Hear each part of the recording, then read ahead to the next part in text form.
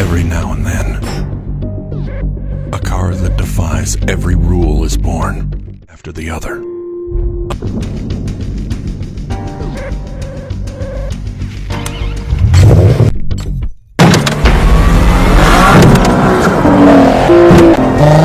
The pilot becomes one. On a hot summer day, you make a mad dash to your car in hopes of getting some relief. In these moments, there's nothing worse than having a car air conditioner that isn't working right. Sometimes, the issues are just signs that your car's air conditioner needs Freon. In this article, we examine the various signs that it's time to recharge the AC. We also show you how to get the system working once again. Plus, we offer an estimate on the repair costs, so you know what to expect. Today only on Trinix Auto Fix. Car AC low Freon symptoms. The main symptoms of low Freon in a car include blowing warm air from vents, AC clutch doesn't engage, leaking AC system, low pressure on gauges, low sight glass reading. Here is a more detailed list of the signs of low Freon in a car to look for. 1. Blowing warm air. The entire purpose of having air conditioning in the car is to keep the cabin cool. When the system isn't working right, you might first notice that the air becomes warmer or simply doesn't get as cool as it once did. As there becomes less Freon in the system, the air should get warmer. However, this problem can also be caused by a bad condenser or compressor, so you need to do some diagnostics before adding Freon. Related, car AC not blowing cold air. Common causes. 2. AC clutch doesn't engage. When the air conditioning system works as it should, the clutch engages to pressurize what's inside the compressor. You know it's happening because you hear the typical clicking sound that occurs when it's engaged. However, if the Freon levels become low, the clutch may not engage. However, this problem is also common when there's a blown fuse, a poor ground connection or a bad engine coolant temperature switch. 3. Leaking system. Air conditioning leaks are one of the most common causes of low Freon. You might notice where the leak is occurring because of the oil that is in the refrigerant. It can appear on the surface as grease with a lighter color. Check the pressure lines, condenser, fittings, accumulator and other components to see if you notice any of this oily substance. If you think you see it, wipe it down and see if it comes back. Of course, there's always the chance that there was a more abrupt loss of the Freon. If there is a leak in the fittings, hoses or seals, the Freon can be lost much faster. Sometimes, you will notice a white-colored cloud from wherever the leak is and you could hear hissing as the pressure is lost. 4. Low pressure on gauges. If you are performing some basic AC checks, you might notice that the system is low. Connect the manifold gauges to the low and high side ports. Start by reading the gauges with the engine turned off.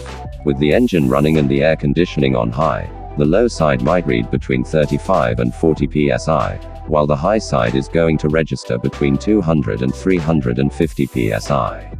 If you get anything lower than this, the system needs Freon.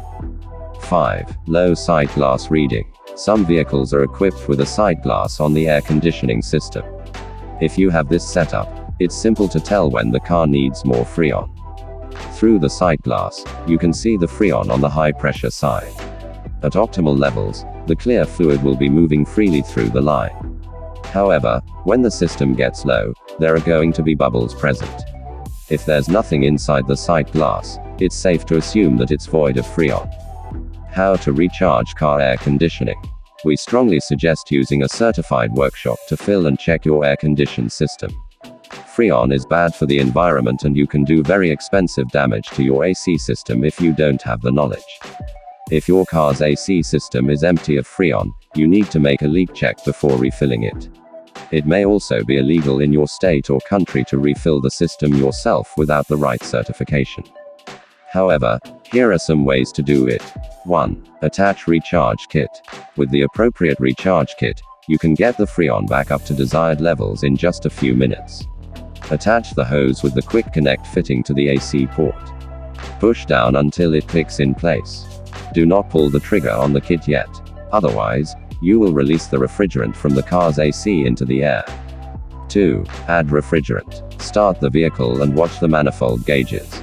Turn on the air conditioning to the highest setting. When the compressor engages the clutch, the low side should be at least 35 psi. You want to get the reading near 40 psi when possible.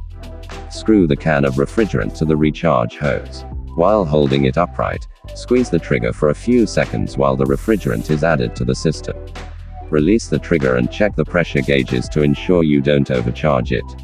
Repeat this step until you get to 40 psi. 3. Check temperature. Once the pressures are in the normal range, it's time to check your work. Head into the cabin and check the temperatures with a thermometer in one of the vents. You should get a reading between 40 and 50 degrees Fahrenheit if everything is working correctly.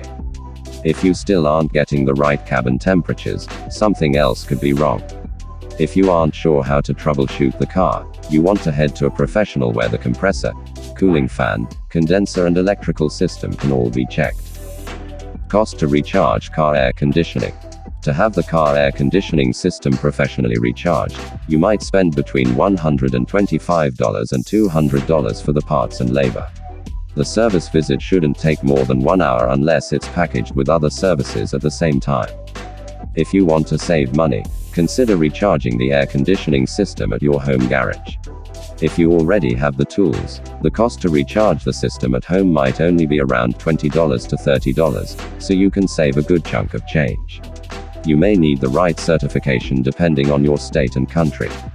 Without the right knowledge, you can also damage things. Thanks for watching. Catch you guys later. Bye for now.